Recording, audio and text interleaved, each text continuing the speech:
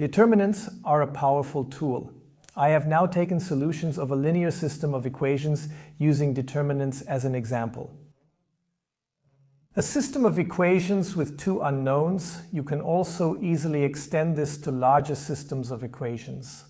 Let's take the following. First, we determine the determinant of, if we look at this here, of this construct here of 2, 5, 3, and 4. Yes, a line determinant is cross-multiplied 2 times 4 minus 3 times 5. Yes, we have 8 minus 15, which equals minus 7. Then we determine the determinant with respect to x, replace these two numbers with these two. That would be 2, 1, 5, 4. Again, 2 times 4, 2 times 4 minus 1 times 5, so we have 8.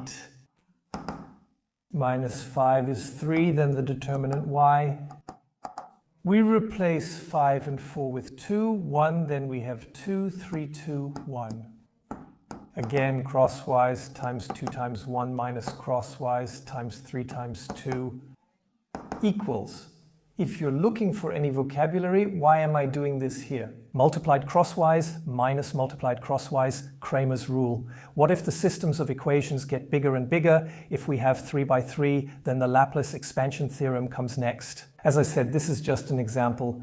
If you want to find the solution using determinants, 2 times 1 is 2 minus 6 is minus 4. Now we have the solution for x, which would be dx over d, and the solution for y would be dy over total d. That would be x minus 3 over minus 6 here.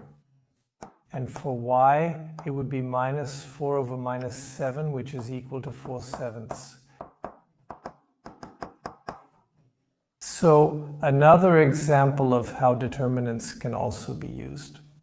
And then you pick your vocabulary according to each topic area and hopefully get through all the topics easily.